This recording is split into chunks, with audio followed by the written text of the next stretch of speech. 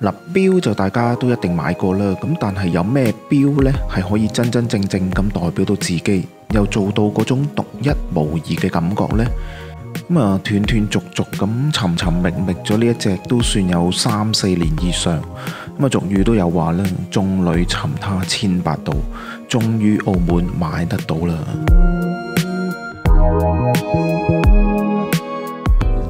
Cnef 嘅 Defy 21，我諗好多人都知道啦，甚至可能有人買過。咁但係呢個配飾呢，你又見過未呢？你又知唔知道呢？一直其實都留意咗好耐噶啦，咁應該有3-4年以上，因為疫情之前其實已經有留意啦。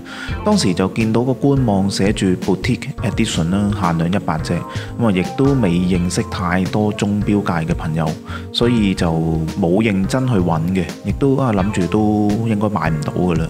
咁啊點知上年呢，其實就同一位澳門鐘錶界朋友傾開偈啦，佢話不如直接問 Cnef咪得咯，直接問下佢咪得咯。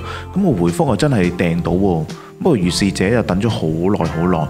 咁我懷疑呢 Cnef 都係收到我呢個訂單呢，先至正式咁去開始製作呢一隻手錶嘅。咁直到今年2022年嘅8月呢，終於喺澳門俾我入手啦。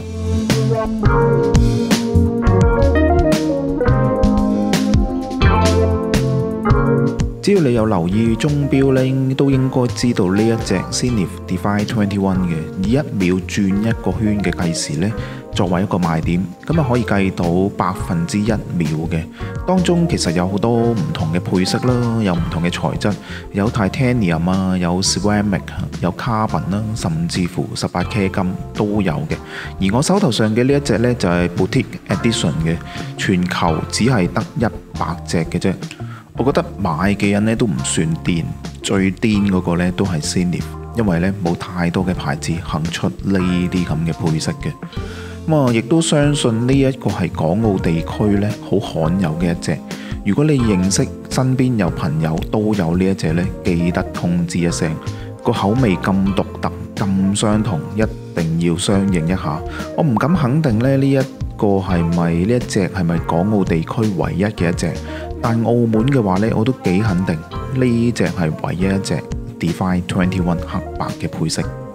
成隻錶就係黑白色噴砂嘅 Ceramic case 啦。雖然我自己其實就比較中意拋光面嘅 Ceramic 嘅，不過世事就不能太過完美啦。呢一隻已經非常之滿足噶啦，sharp 到爆嘅黑白配飾啦，連個 dial 其實都係黑白色嘅，你見到錶帶呢亦都係白色嘅皮面啦，黑色嘅橡膠底。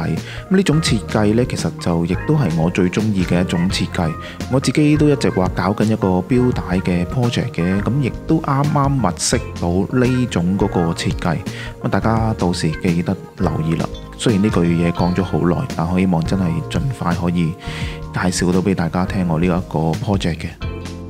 唯一比較可惜呢，就係個錶扣唔係 Ceramic 啦，應該就係 Titanium 再鍍一個黑色。呢度就冇講佢係 PVD 定係 DLC。不單睇嘅話呢，就似係 DLC 嘅，因為高階嘅牌子呢就比較少用 PVD 嘅。咁不如講翻 Defy 21啦，呢個都算係一個新嘅系列，喺2017年嘅 Baselworld 度發布嘅呢。咁我諗好多人都會問啦，點解叫做 Defy 21呢？Defy 其實就係以前1969年出過嘅一個系列啦，而21呢個字呢，就係 Cnef 希望代表住21世紀嘅劃時代 El Primero 嘅一個計時機芯，所以就用上咗21呢作為一個系列名稱名啦，加埋呢就係 Defy 21嘅一個意思啦。而 Cnef 嘅 El Primero 咧就係1969年世界上第一個自動計時嘅機芯啦。如果想知多一啲嘅話呢，就可以睇翻我之前做過嘅一個片啦，好詳細咁介紹咗 El Primero 嘅傳奇歷史嘅。而對 Rolex 有一定認識嘅朋友都知道啦，大約喺1988年嘅時候呢，地通拿呢都係由 Cnef 嘅 El Primero 所提供機芯嘅。咁之後 Rolex 就 base on 咗 El Primero 發展成為自己嘅一個4130機芯啦，亦都所以話呢 El Primero 就係地通拿嘅一個師傅啦。頭先有提過啦，呢一個 Defy 21呢就係2017年去發布嘅。咁我呢度就有一個疑問，點解唔等多2年呢？等到2019年先至發布呢？因為2019年呢正正就係 El Primero 嘅50週年。我自己嘅預見就係呢，原來呢一個即1%秒計時嘅機芯啦，嚴格嚟講呢係 LVMH 同 Group 嘅 Tag Heuer呢喺2011年呢已經推出咗一隻限量嘅1%秒計時腕錶，叫做 Micrograph 嘅。有興趣嘅朋友呢，可以自己去 search 一下啦。所以同 Group 嘅 Zenith 呢，或多或少其實就參考咗呢個機芯啦，個佈局啊其實都接近嘅。自己發展咗 Defy 21出嚟嘅，喺2017年呢，就盡早發布咗先嘅。不過都係唔緊要啦，我個人其實都係比較中意 Zenith 多一啲嘅。咁 Defy 21嘅呢一隻呢，就用上咗9004 El Primero 嘅機芯啦。最大嘅特色當然就係啦，1秒轉1個圈嘅計時功能。另外你會見到一個雙發條動力啦，同埋一個雙 Escapement 嘅2個 Escapement嘅，一個就係36000高振頻5個 Hz 控制個時間嘅，你會見到左邊下邊呢一個啦。咁而另一個呢，就獨立俾計時功能嘅，係360000超高振頻50個 Hz， 冇錯係50個 Hz 啊，你冇聽錯。咁你會見到呢，你會聽到呢計時嗰陣時呢，其實就發出都幾大嘅聲，都幾震撼嘅，好似機關槍咁嘅聲，因為360000高振頻啊嘛。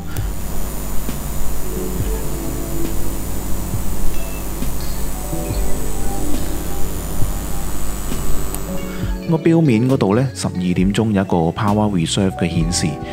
留意翻呢個顯示呢，就唔係你隻錶仲有幾多動力，係淨係俾 Chronograph 嗰個 Power Reserve 嘅啫。大約只有50分鐘嘅儲備，大約只係計時計到50分鐘嘅啫。咁而手錶嘅話呢，就個 Power Reserve 呢，就大約50個鐘啦，有2日多啲嘅。呢隻錶呢個上鏈方法呢都要講一講，好獨特嘅。咁呢隻錶就冇一個鎖把嘅。平時我哋順時針上鏈嘅話呢，就反而係幫隻錶嘅計時上鏈嘅。咁啊逆時針上鏈呢，先至真正幫隻手錶上鏈嘅。而啲計時掣基本上同一般嘅計時錶一樣嘅，2點鐘就係開始同停止啦，而4點鐘呢個位置呢，就係一個 reset 歸零嘅一個掣嚟嘅。而呢度3點鐘嗰個10dial呢，就顯示翻計時嗰個秒數嘅，而6點鐘嗰個10dial呢，就顯示翻計時嗰個分鐘計咗幾多分鐘嘅。而個 dial 方面呢，前後都係用咗個 open work 啦。咁我個人就對 skeleton 呢個字就比較嚴謹一啲嘅，所以我呢度我都係偏向用翻 open work 呢個字去形容啦。值得一提嘅就係呢 Zenith 呢一種機芯嘅夾板呢，我個人就覺得幾特別，幾 unique 嘅喎，好 modernize 嘅喎，就唔係話傳統嘅嗰啲夾板嘅設計。咁之前拍過嘅一個 Defy 嘅 COG 呢，其實都有相同嘅感受。而個擺舵呢，就用咗個星形嘅設計啦，靚就係好靚啦。不過量嫌就有啲大啦，始終都影響咗欣賞嗰個咁靚嘅一個機芯。咁講下個錶殼啦，44mm 直徑嘅，其實認真啲睇呢，係參照咗 A384嗰個形狀嘅。咁呢度我都攞翻隻 A384俾大家比較一下啦，係咪有啲接近呢？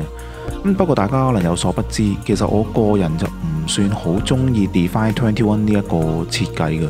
咁主要 bezel 呢，就嗰個圈，我覺得就過分單調咗啲，好似一個普通嘅圓圈咁，冇太多嘅設計。不過佢呢度就用咗個白色嘅圈呢，撞咗落嗰個黑殼度，就好似隱藏咗呢一個少少嘅缺點。咁我覺得都還 OK 嘅。同埋你話呢一隻黑白咁嘅配色，雖然我唔算話好中意 Defy 21呢一個設計，咁但係點樣忍呢？咁靚嘅黑白配色，最尾都係買咗咯。之後推出嘅 Defy Extreme 呢，好似就解決咗呢一個標圈問題。唔知係咪聽到我嘅呢個聲音呢？喺個標圈嗰度呢，加咗一個12邊形嘅點綴啦。咁整體設計呢就更加圓滿嘅喎。咁我個人其實就比較中意 Extreme 嗰個設計嘅。唯一佢係46mm實在太過大啦，自己其實手腕都 handle 唔到啊！自己隻手太過大啦，46mm。咁另外最近出嗰個 Defy Skyline 呢，亦都係參照咗初代 Defy 個標圈設計，其實亦都唔錯嘅呢個設計。即係我個人有一個感覺呢，Defy 21呢之後亦都會改良呢一個標圈啦，或者成個標殼嘅設計嘅。咁我自己覺得佢會比較參照 Defy Skyline 嘅。咁呢個純粹我自己估咋，純粹係我自己嘅一個個人嘅感覺嘅啫，亦都冇一個咩內幕嘅消息嘅。嗱，咁個定價方面呢 Defy 21呢，佢就冇鋼嘅版本嘅，一嚟就係 Titanium 噶啦。咁啊 Titanium 嘅話呢，就港幣10萬蚊起步啦，有一個咁獨特嘅一個計時機芯，1秒轉一個圈，咁你坊間都唔會點樣揾到。咁其實10萬蚊我就覺得一啲都唔過分咯。同埋記住 Titanium 起步啦，始終 Titanium 其實一般比鋼都會貴10零20% 到。咁相比起其他牌子可能鋼嘅普通計時錶都差唔多挨住10萬蚊啦。咁加上呢啲款呢，呢啲普通款嘅話呢，可能仲有折扣添。而 Ceramic 嘅話呢，就11萬至13萬度啦，視乎係咪一個全條奶都係 Ceramic 啦。咁而呢隻嘅話呢，就11萬4千蚊。咁你會發現呢，其實佢即係比普通嘅 Ceramic 款呢，就貴咗少少嘅啫，就唔會話因為呢隻係特別版，就算個材質係一樣呢 Xenith 都會特別貴咗好多。咁呢方面我覺得 Xenith 都算係咁嘅。